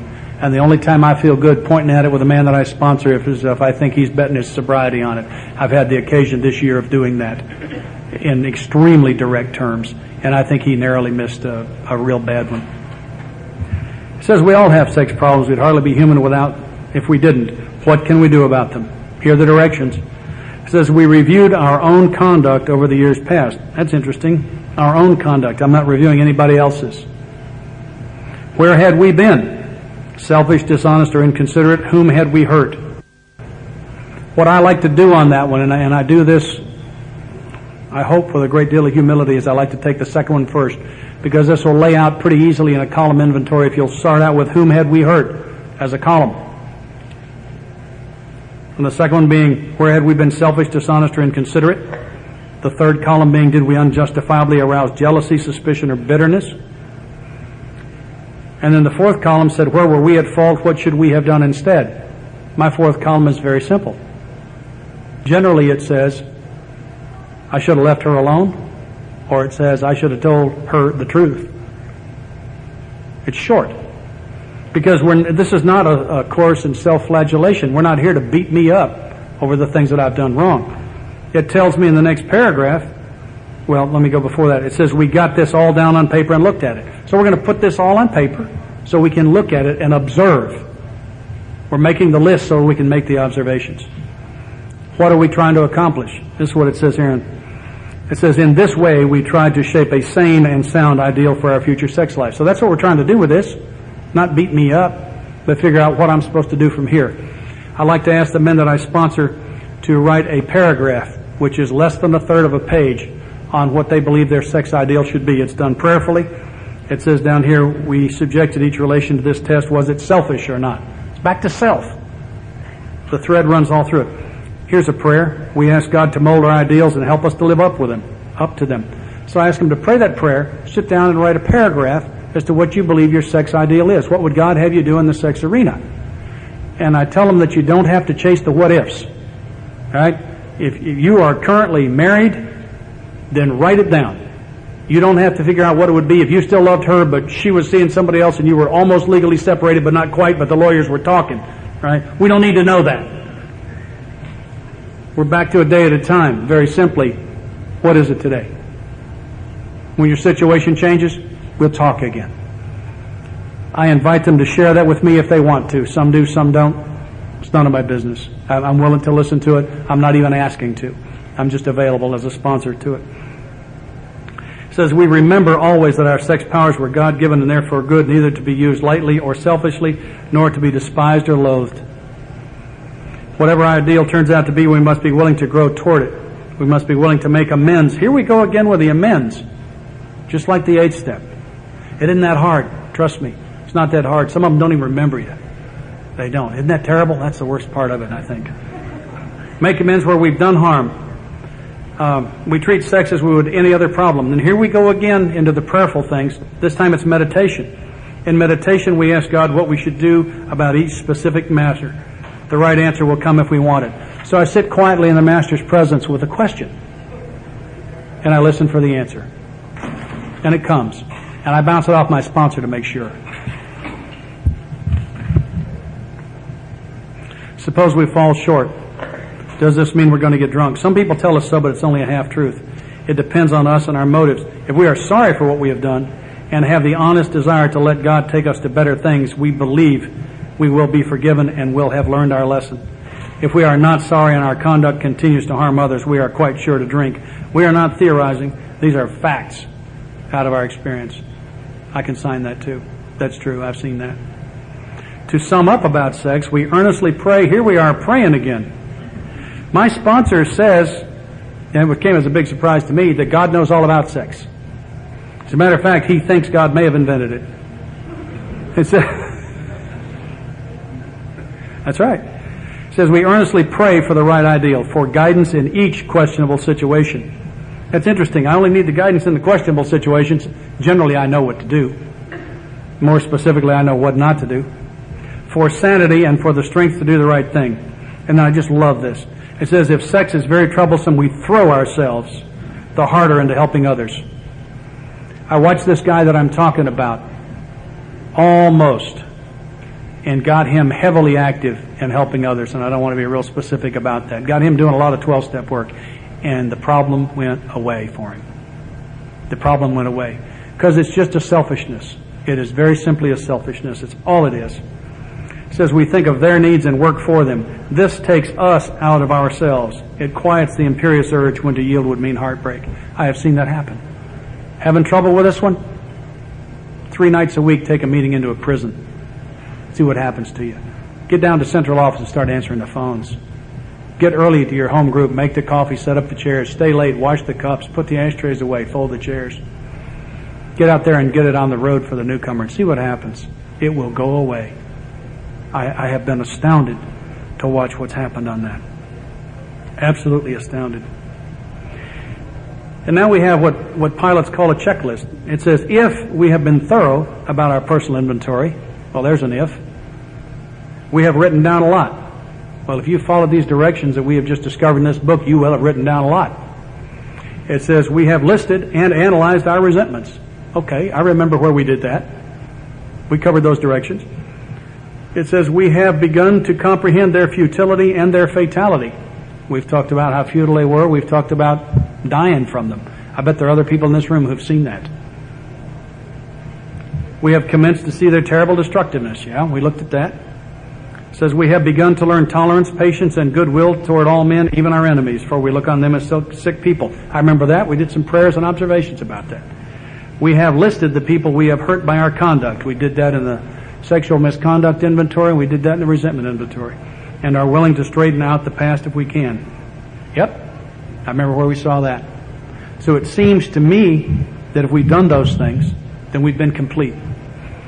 I've got some other notes that I want to read from my own experience, and I'm going to go back to fear for just a second. There was a fellow named Johnny who used to come to my home group, and he had a tire iron under his front seat, and he had a knife in his pocket, and he had a pistol in his boot, and he had some shotguns at the house. And he says, I ain't afraid of nothing. And when he'd been sober about 6 months, he said, you know what? I'm afraid of everything. That's why I got to have all that. It's funny how little I know about myself until I begin to take these inventories. A lot of what I believed about me turned out to be untrue. If you had asked me the day before I got sober if caffeine affected me, I would have said absolutely not. And it didn't. And if you drink as much scotch as I was, it probably wouldn't affect you either. And it took me a year to figure out that I can't do caffeine. I can have a cup in the morning. I can have an iced tea at lunch. I have to stop there. Because if I have a cup of coffee, even decaf with you good people at an 8 o'clock meeting, I'm not sleeping that night. How many other things are there about me that I didn't know when I got here? It was important to me. Because this magnet through the junkyard of life metaphor that we talked about before, as these things drop away, we're going to discover who I really am. And I didn't have a clue. I didn't have the faintest notion who I was, because I had been an act all of my life. I had pretended to be who I thought you wanted me to be all my life, and I didn't know who I was. I did not know. I have a friend, a woman who was held at gunpoint in a bank robbery. She's in recovery. And when she came out of that situation, she analyzed it, and she said, you know, my fear was all in the future. Granted, I'm standing there in the bank, and this guy's got a stocking over his head and a pistol in my ear holding me like this. But she said, you know, I was really okay. I wasn't doing what I wanted to do, and I wasn't physically very comfortable. But my fear was in the future. Fear is in the future. There's a fellow named Doug D. out of Dallas who does a wonderful discussion about self, and I've changed it slightly. But it's that resentment and depression are when I wasn't getting my will in the past. Anger is when I'm not getting my will right now. And fear is the concern that I will not get my will in the future. What is the problem? Continues to come back to my will. Isn't it astounding? Isn't it just astonishing? I'll tell you, back on the fear thing just a little bit too. I had a guy after I did one of these sessions one time say, well, He said, the reason I look both ways before I step off a curb is because I'm afraid I'll get run over by a bus. To me, that's not a fear. That sounds to me like intuitively no. That it's in my own best interest to look both ways before I step off of a curb. When we talk about fear, I'm talking about that gut-wrenching, petrified thing. And I've had the experience of needing to get rid of some fears on a couple of occasions. I had some things that turned brown and began to stink rather badly in my business a while back, and I found myself in fear again. And what fear is a reassertion of my will. It's the reemergence of ego every time. And what I had to do was a prayer that I discovered was a way to, I've heard people since I got sober, they say, turn it over to God. Nobody can tell me how. I found out how. What I do is I take a situation and I discover by inventorying what do I think is the very worst possible thing that can happen here. Now that's a judgment on my part. I'll give you that. But what do I think is the worst case? In this particular situation, the worst case was I lose the business, I go bankrupt, I lose the house, I lose one of the cars, and I have to get a real job working for somebody else. All right? Because I'm self-employed. That's the worst thing I could imagine that could possibly happen. And so I took that as a package to God. And I said, if this is your will, send it. And I didn't mean it. See, that was the problem. That was the problem right there. It's because I wanted it my way. Because I figured if I could turn over what I thought was the worst case, I'd turn over everything else. And I prayed that prayer every time I thought about it. See, my spirituality had been gone for a couple of weeks, and it took me that long to realize that it was gone. My spiritual contact was gone. And I prayed that morning and night, added it to my morning and evening prayers, and every time I thought about it during the day, I laid that thing out, and I said, Father, if this is your will, send it on. And I didn't mean it, and I didn't mean it, and I didn't mean it, and I kept praying it. And all of a sudden, one day, I meant it. And what happened is I'd step back into the sunlight of the Spirit. See, the first requirement for me to have anything, if I'm going to walk this walk, is I don't have to have it. If I've got to have it, I've put it before God, and I stand in its shadow. The first requirement is I must be able to hold it in an open hand. I must be. And I held at that time, finally I got my job, my economic situation held in an open hand again. And I'm not saying this is cause and effect, but 3 days later it turned around and took off like a rocket. I don't know. But the important piece is that I was at peace. It was okay. Because as long as I had this program, this contact with God, as long as I could stay sober and be one of you people, I was going to be okay. My will, God's will. 2 bowling balls. Pick one. It's not 95 and 5. I'll handle money and sex and he can handle the rest. It's not the deal. It's not the package. It's not what the third step prayer said. It's not what it said. It worked for me. What I discovered was that I'm trapped. When I got sober, I discovered, see this right here? See it right there? You probably think of that as skin. That's a prison. I'm stuck in here. You know what I mean? I used to get out all the time. You know, I'd go be somebody else. I did a lot of things I used to be able to do. I'm stuck now. And the first thing I had to do if I was going to live in here 24/365 was clean it up so I could stand it. And the fourth step is the beginning of the house cleaning. I heard a girl in a meeting at the Mustard Seed in Chicago. If you ever get a chance to get up there, it's a great clubhouse. She said, my priority is not what I say it is. My priority is what I do. Priority is what I do. If I want to know what my priorities are, I don't listen to my words about the future. I take the evening half of the 11th step and look into my past and see what got done. And what got done was a priority. And what did not get done was not a priority. And anything that I am saying to the contrary is a lie that I'm telling me. And I did not like that the first time I heard it. And it's the truth. And I think that's why it's so important for me. So what's my priority? My priority is what gets done. It's what is accomplished. Important piece. There's something else to me that's very important. We talk in the third step about God's will, and that was a frightening concept. So many of us as children were told when Aunt Sarah died that it was God's will. I mean, God's will got a bad name. And I had to take my own concept, what I believe that phrase, God's will, meant, break it into 2 pieces. And one of them is things like, what am I going to be when I grow up? Where am I going to live? Who am I going to live with? How much money am I going to make? What's going to happen to my children? Do the communists eventually take over the world? Every bit of that violates one day at a time. And not being in management, according to the first step, I don't need to know. Leaves me with my own concept of God's will. And that is very simply, what would the Master have me do today? And I know what God's will is for me, is to act like one of His kids. I'm a citizen. I vote. I drive a car. Put your blinker on around me in traffic. I'll let you in. I say please and thank you. Yeah, that's big news in Nashville. Some days. I'm trying to be a good dad to my kids. I'm trying to be a good husband to this fabulous wife that I have. And I act like I'm married all the time. All the time. I'm an alcoholic. I've got a sponsor. I sponsor some guys. I go to a lot of meetings. I read the text. I read 2 pages a day in the big book, just 2. It's a discipline. I read the big book 4 times a year. 2 pages a day. That's all. The word discipline and the word punishment meant the same thing in the home I grew up in. The word discipline comes from the same root word as the word disciple. It means follower. So when I discipline myself, I don't punish me. What I do is I choose to follow. So I know what God's will is for me, is to act like one of His kids. I'm a child of God. I pray. I meditate. And I try to treat you guys like brothers and sisters. Loved brothers and sisters. I know what God's will is. There's an important piece for me in the 3rd step. Really important. A lady I know in Nashville says that prayer is not a chance to change God's mind. It's not a sales opportunity. It's an opportunity for God to change my mind, which is the one that needs to be changed. I want to talk just a little bit about sponsorship. My 5th sponsor died in May 4 years ago. And Don was a beautiful guy, and he had... I could talk about him for the next hour. I'm going to stifle myself and just say that I needed to be sponsored. Sober 11 years, and I needed to be sponsored, and there was no question about it. And if you're new and you're looking for a sponsor, I want to tell you what I looked for. Because I had the 5 best sponsors any man ever had. And I asked myself what were their common characteristics so that I could look around and find one. And this is what they were. They'd all been men. I don't sponsor women, and I'm not sponsored by women. They had to be men who had done the 12 steps.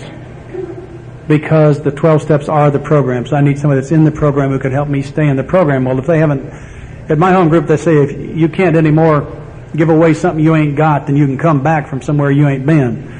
And so it had to be somebody that had been there. It had to be someone who had a sponsor himself, and there are a couple of good reasons for that. One is that it means he surrendered to somebody. The second one, more important to me, is that the first time I come to him with a question he can't answer, we got a plan. We know where we're going. We're going to his sponsor. I'll tell you how good our plan is. I happen to know for a fact that his sponsor's got a sponsor. We got a great plan. It was important for me to have a sponsor who would tell me the truth.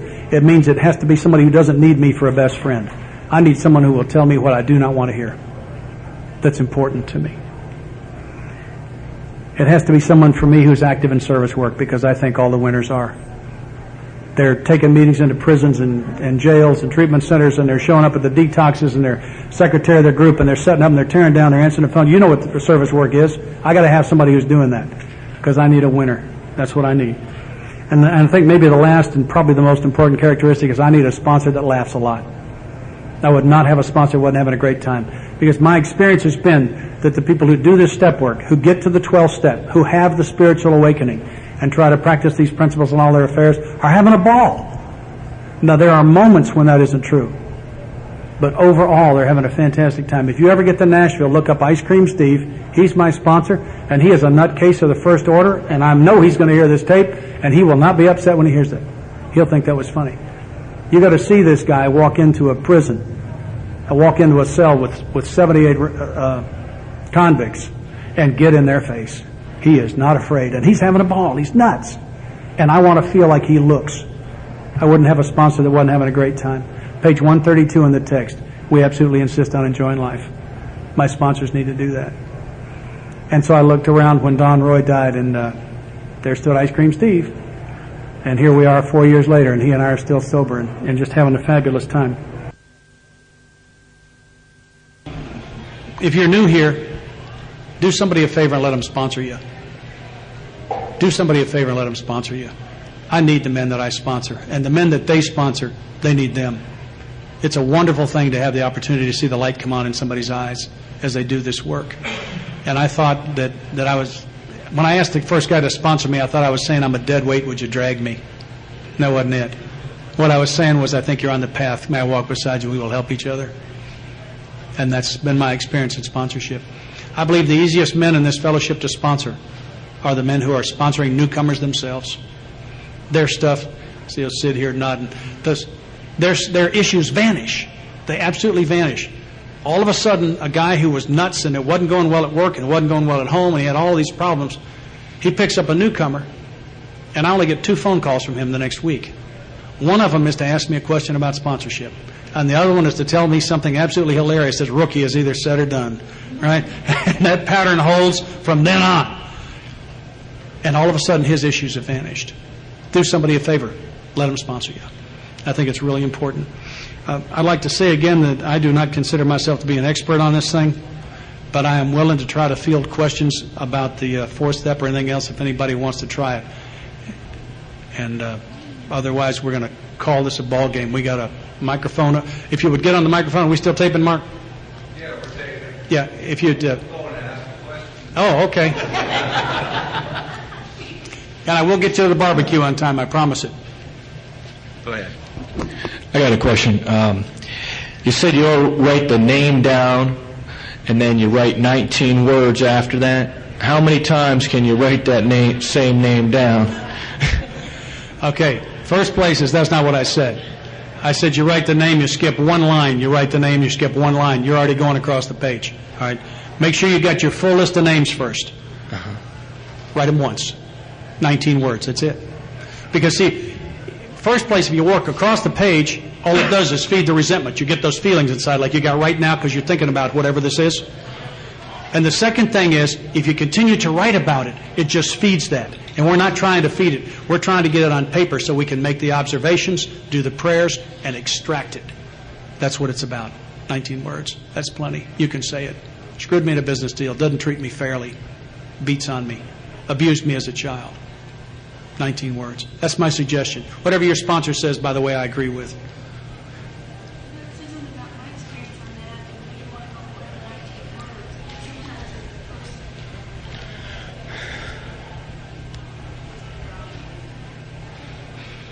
Each has their own experience.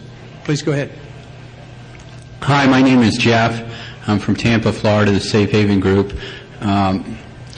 This is the first time I've ever sponsored anybody, and it happened last week, and I've got 3 of them right now.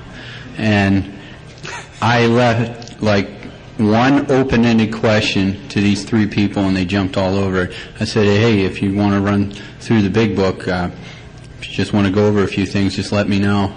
And 2 of them let me know on one day, and 1 let me know on the other day. And I'm having a situation where I'm trying to manage all 3, and this is the first time I've ever sponsored anybody, and the only thing I prayed for was 1, and now I've got 3. If you got any valuable suggestions, I'm willing to listen. Yeah, I got a couple of them. One is you can do it as a class. Have them show up at your house at 6 o'clock on Saturday morning. Probably the most important thing I'll say is whatever your sponsor says I agree with. If you don't have one, get you a good one quick. But get through the book with them with a dictionary is what I recommend. And the other thing is I don't sponsor somebody who's not doing what I ask them to do. And I don't believe it's because I'm arrogant. It's because I can't help them. I only know one thing. I know that if they'll do these 12 steps and get active in this fellowship, their lives will be phenomenal. And if they don't, they won't. I have to be hard-nosed about it because I don't want to be somebody's sponsor of record the next time he wrecks a car or goes to jail or kills somebody. I do insist, and top of page 96 in the text talks about not working with somebody who won't work with you. I remember the first time my sponsor told me to fire a guy I was sponsoring. I thought he was kidding me, and he meant it. And he asked me a great question. He said, could you stay sober on the program this guy's working? And I said, no. And he said, well, he probably can't either. He said, you've got to fire him because you're not his sponsor anyway. You're his fire chief. And every time his tail feathers are on fire, he calls you. He siphons off some of your serenity. We put out his smoldering tail feathers, and he goes off doing it his way again. You're not helping this guy, and he's not helping you. And I want you to go fire him. And I had to do that because I need to stay surrendered to my sponsor. And it was one of the best things I ever did for me because that guy did go back to prison. He went back pretty fast after that. And it wasn't because I fired him. It was because he wasn't doing what I was asking. Because I was asking him to do little things like call his parole officer, look for a job, start reading the book, go to some meetings. I mean, it's not like I was trying to run his life. Yeah. Yeah, I just remember one more thing. I met you about a little bit more than 2 years ago, and there was one thing that you spoke about when you were in Daytona, and it was at the end of the speech. You said, if you see a turtle on a fence post, you know he had help. Thank you. Yeah, that's right. There you go. That's right. Yeah, Mark. That's good. Hi, I'm Mark. I'm an alcoholic, Hi, Mark. member of the Central Orlando group. This is probably a question that's got several questions contained in it. I don't know how many, but I'll just do the best I can with it. About the obsessive perfectionism thing that some of us can get into with this fourth step. I've written maybe 8 of them over the last 15 years, and I did this one that was straight out of the big book with this men's big book study group up in New England, and it got to you mentioned something about 400 names on this thing, okay? Mine, I still got it at home, had 769 names on it, but they weren't just names; they were principles and institutions. Yeah. So anyway, and this is a 28-year-old guy writing this, okay? So it's pretty evident that I did not like myself or anybody in this world because everybody I had ever met was on that list. Now, is that getting a little obsessive? But let me tell you why. Because in doing this, I saw, and I'll also mention that that I got drunk later on, but it wasn't just because of that. In doing this and looking at this unsurmountable task that I've created before me, or seeing it as an unsurmountable task, with having doing the causes, the effects, and then the turnarounds later on, and then writing, where was I selfish, dishonest, self-seeking, or afraid? I saw myself as writing this thing until I became an old-timer, and for the first time through the fourth step, I think I built a Frankenstein. So anyway, that was what I wanted to put out to you, along with the just touching on principles and institutions, because I think a lot of fellows, they just write out names and stuff, and we didn't hear much about that. Yeah, thank you. I got a couple observations. One of them is on principles and institutions, things like communism, the Presbyterian Church, the Democratic Party, the Republican Party. What? Marriage? Yeah, it's an institution. There are a number of things like that that probably need to be down there. My own experience is I don't see any problem with 700 names on the list and let's do the deal, because it's a question of let's do the work. And I think what you'll find with a list that long is I sponsored a guy who had the California Highway Patrol on his list. Not patrolman, but patrol, all of them. I don't know how many that is, but it's quite a few. And as we began to get further into this inventory, he wanted to scratch him off the list. I said, why is that? And he says, well, I don't think they did anything wrong. I said, well, tell me about it. Boy, you got them on the list here. What happened? He says, well, he says, I think maybe if I hadn't been driving drunk and weaving all over the road that they wouldn't have pulled me over in the first place, so I can't resent them for that. They were just doing their job. And it's at least possible that if I hadn't taken a swing at one of them, they wouldn't have beat me up.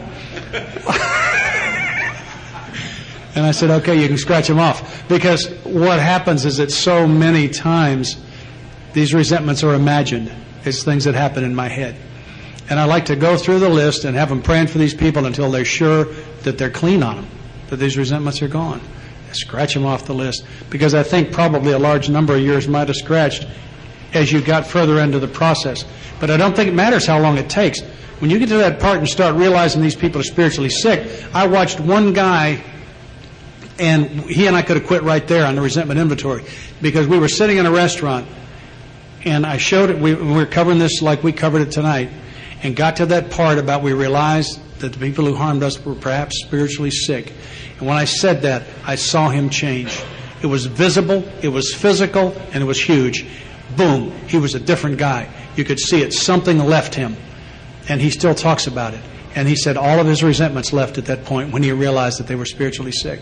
And I've seen that. And I think it happens maybe a lot. A lot of times that one direction will clean off most of them. And it leaves with just a handful.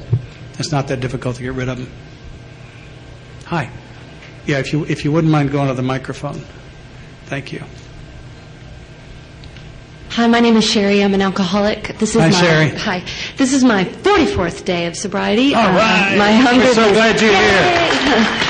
And my home group is the Trinity Group in St. Augustine. And I'm so grateful to everything I heard because this has been looming over me. How do I do this? How do I do this? How do I do this? And I got a sponsor, and I'm afraid of my sponsor. And so I've really, a lot of my fears have been quelled quite a bit. I guess the fear part about the sponsorship is I was under the impression that like the fourth step and the fifth step are kind of like joined at the hip. But after the explanation on the fourth step, it seems to me that, boy, you sure have talked about it probably to your sponsor a little bit, maybe not, and you certainly prayed about it and meditated on it. So I know this is jumping ahead, but what's that fifth step thing then? Because it seems like the way to do this fourth step, the way that you've explained it so logically, it seems like you're doing a fifth step kind of. Also, Yeah, I think you're maybe a little bit ahead of yourself. Okay. To me, whatever your sponsor says, I say again, suits me just fine. But it's a process. I see the 10th and 11th steps run together. I see a lot of people, to me they're different, but I see a lot of people mixing them together. I think that's great. What we have is a process. We have a way to get you cleaned out of your garbage. For me, the fifth step is a confession, very simply, where I did my fourth step pretty much by myself. But when I sit down with a sponsor, it is in effect a confession. I can show you the directions there on page 75. As a matter of fact, our directions on how to take a fifth step is one sentence. Isn't that astonishing? And we have no directions on how to hear one, none whatsoever. It says we pocket our pride and go to it, illuminating every twist of character, every dark cranny of the past. Illuminating means to shine the light in. And that's what a fifth step is. And we have no directions on how to hear a fifth step. And so all I have is what my lineage gave me. And in my lineage, we don't listen to fifth steps, we exchange. And I would not hear your fifth step. I would be unwilling to do that. But if I were to hear to his, he would hear not all of mine, but the worst 5 or 6 things. Whether he had done them or not, I'd get them in because I've got to keep them clean. My experience with my first fifth step was that I did not get the fifth step promises, which are the middle paragraph on page 75. Very powerful if you haven't read them. Didn't happen for me because I knew when I walked out of that first fifth step that stuff would never see the light of day again. And consequently, it was not available for God's use. And about a year later, I was sitting in the old Woodbine Clubhouse in Nashville. And after the meeting, there's a woman sitting at the end of the table just bawling her eyes out, and 2 or 3 trying to comfort her, and she was sobbing. And I walked up and said, "What's wrong?" And she told me, and she had done the very worst thing I'd ever done. And I knew what I had to do. And I sat down and told her my story. And you're going to hear that tomorrow. I'm not going to do it now. You'll hear it tomorrow morning. And I told her how I got free.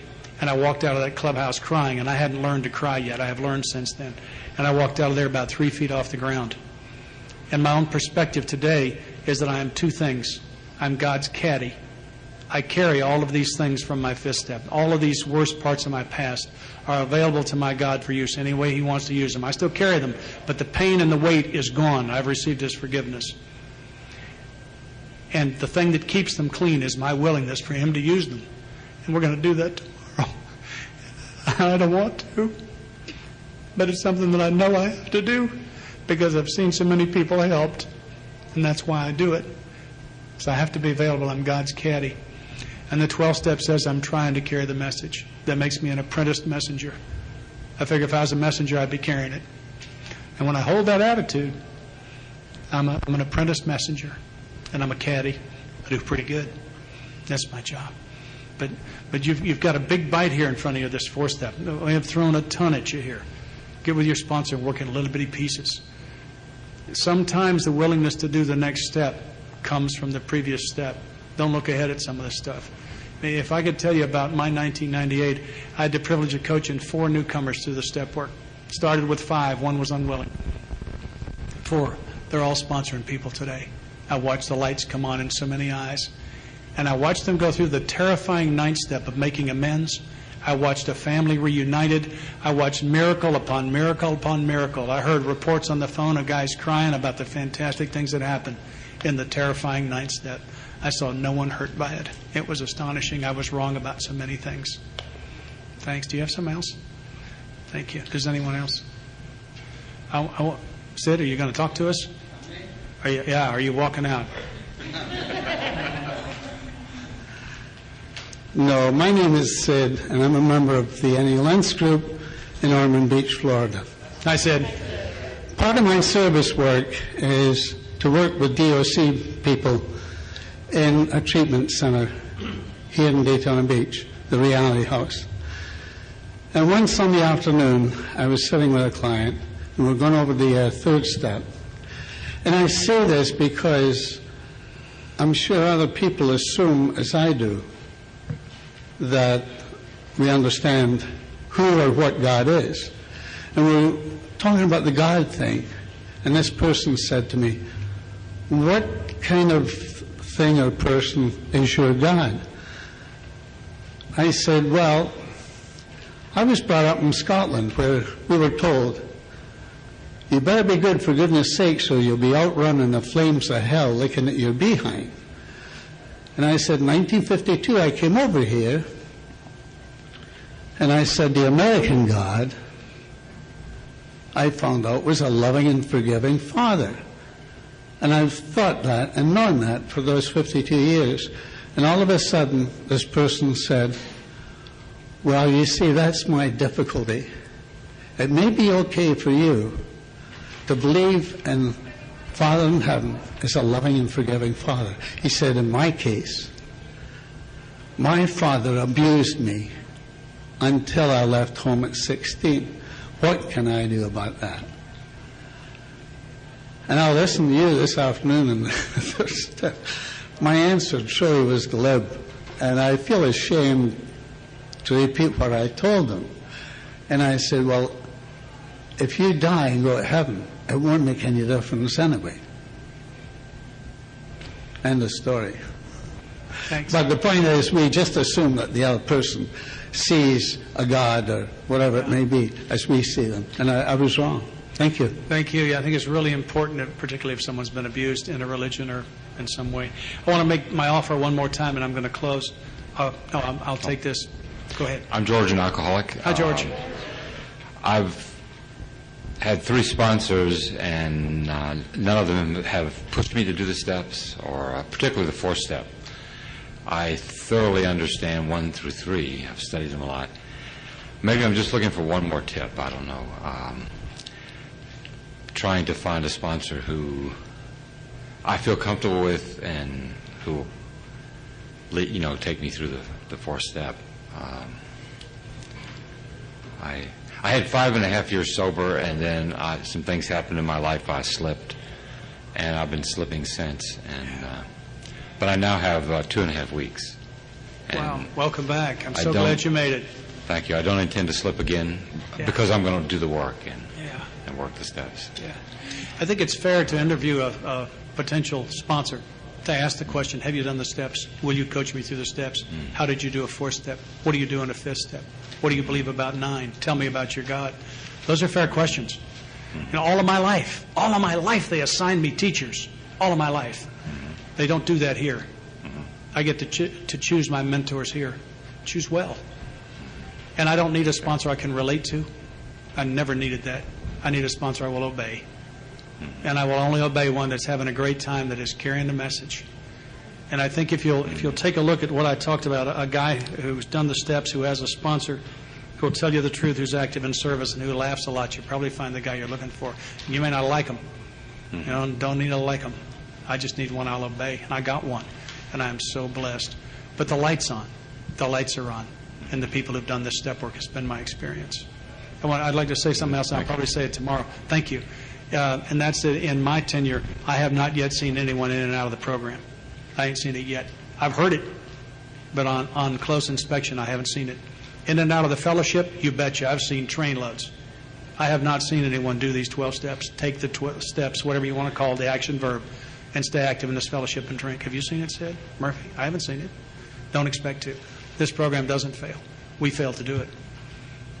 We have a tradition that says the only requirement for membership is a desire to stop drinking. That is not the only requirement for sobriety. That's why I'm so glad to see you all here. Because those who, there's a guy in Nashville that says if I could give every newcomer coming through the door one thing, just one thing, it'd be 500 cc's of desperation right in the butt. Just load them right up. Those who are desperate enough to actually do this work are going to live a phenomenal life. That has been my experience, and I have not seen exceptions to that. Hi. Hi, this is Jeff again. I'm double dipping. You were mentioning something before about willingness, and as I mentioned before, I'm sponsoring 3 people. 2 of them I'm not spending very much time with, but they're picking it up right away. This one guy, I'm spending hours upon hours upon hours. He comes into the club the next day, whoops, I slipped again. And this has been going on for a period of about a week or so. And he'll listen to this tape because I'll get it. Would you please give some advice to him? No, I'd give some to you. Okay. My sponsor does not allow me to work at losers. As soon as we can establish that someone's not doing what I ask them to do, I'm instructed to drop them. He says he'd rather have me on the golf course. It's better for my program. It's pretty harsh. Ms. Linda and I did a couple hours on sponsorship in Mississippi. I don't know whether Lee's got it or not, but we talk about that rather in depth. And we're going to run out of time. I'll be glad to talk to you in depth about that tonight, and I'd love to. But I can't drag somebody. It's not good for them. It's not good for me. As a sponsor, it's my responsibility to give assignments. I had the privilege last year of picking up a man who had 27 years of sobriety. I am very impressed with how much sobriety he has. But he can't afford for me to be impressed by it. The man needs a sponsor, and he asked me, and I'm honored. And I only know one thing to do. I took him through the book. That's all I know how to do. And he hadn't seen the 4-step like this. And you ought to hear him talk about it. I got goosebumps all over me. The ones who do the deal are the ones I need to work with. I'm sponsoring a lot of guys. I got room for one more winner. That sign's always hanging out. I'll take one more winner because they're so easy to work with. But I ain't got time to drag anybody that's not doing the deal. I want to make good my offer one more time. If somebody feels like they've got committed the unforgivable sin, please see me and let me tell you about mine. And maybe we can get you some relief. And I really mean that. If you're holding something that you think is just the end of it, please see me and let's talk about it. I know a God that can handle it. And I'd like to say thank you all for the opportunity to pass on what has so freely been given to me. I have seen the light come on in so many eyes at step 4, where we faced and were rid of the things in ourselves which had been blocking us. Isn't it astounding? The 4th step is not about writing. I thank you all so much. And let's just close with the Lord's Prayer. Thanks a lot, Mark.